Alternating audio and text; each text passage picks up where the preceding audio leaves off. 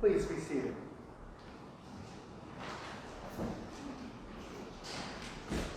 There is a popular post that comes around Facebook every so often, especially around New Year's, about people resolving to be more like Christ this year and spending more time sleeping on boats.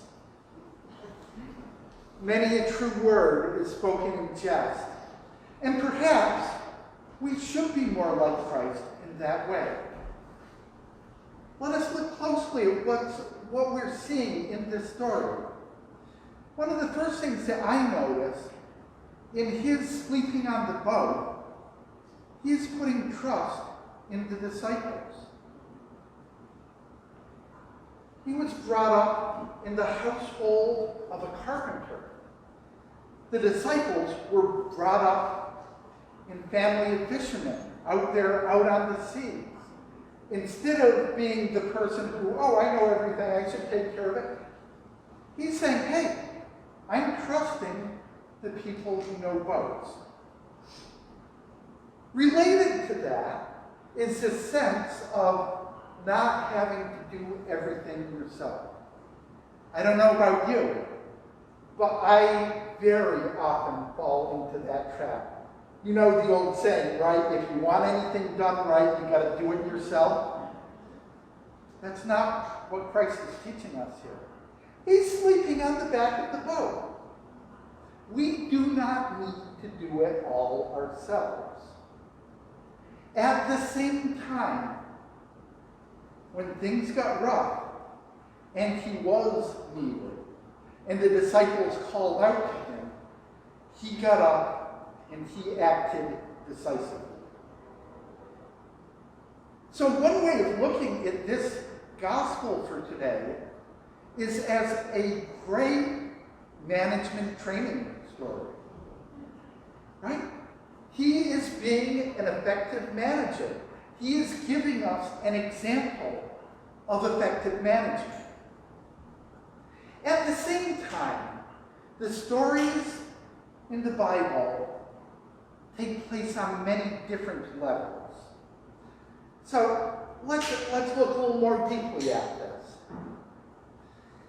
On another level, the story is a reminder of the power and majesty of Christ.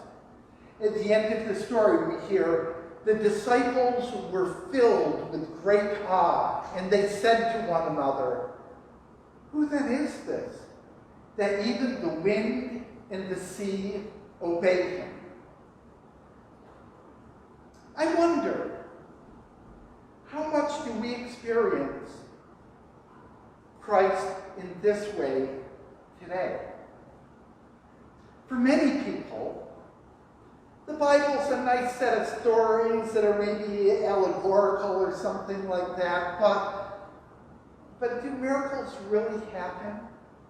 Does something like some person getting up and say, "Be still," actually cause a storm to cease?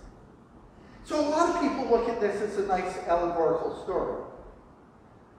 Other people tend to think about how, yeah, maybe that really did happen 2,000 years ago, but do miracles really happen today anymore?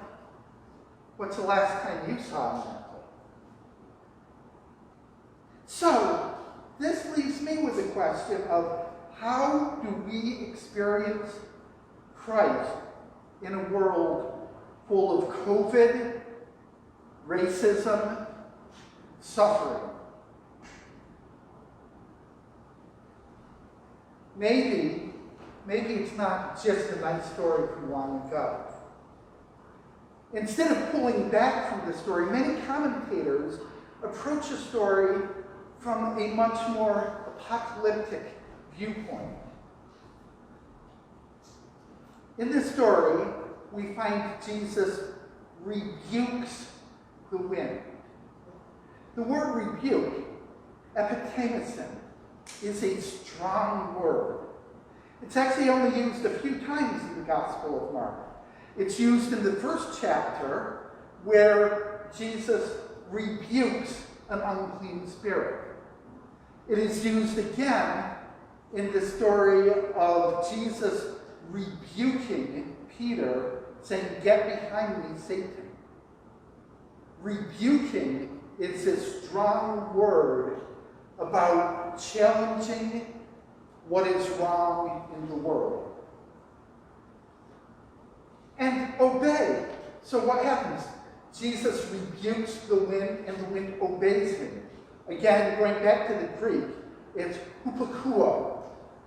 And it's only used one other place in the Gospel of Mark, which is where the unclean spirit that Jesus rebuked obeys Christ. It is this confrontation of evil and overcoming of it. So how does that apply to us here today?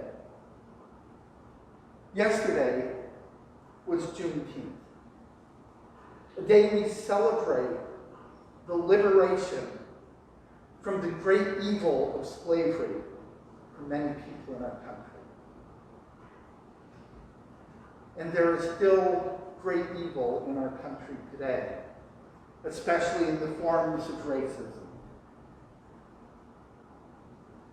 And so how are we called to combat racism, to combat hatred, to combat homophobia, and so many other ways that we are divided from one another? Perhaps returning to this story and the management lesson at the beginning gives us some clues.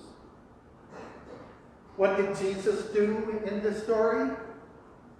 He rested. Perhaps we need to take a little bit of time to rest. The past 15 months have been pretty hard for an awful lot of people. And we should rest and relax and recuperate. And the battles against racism over the past year have been difficult, and there have been glimmers of hope, but there's still so much more to be done. And Jesus trusted his disciples, and we need to trust the people around us. We need to encourage those around us to join with us in confronting evil. And we need to know when to call on God. So, we have the story of a storm on a sea in the Middle East, and we have great storms going on around us today. And perhaps what we all need to do is rest a little, trust those around us, call upon Jesus when things get really tough, and be filled with great awe at his power to still even the greatest storms. Amen.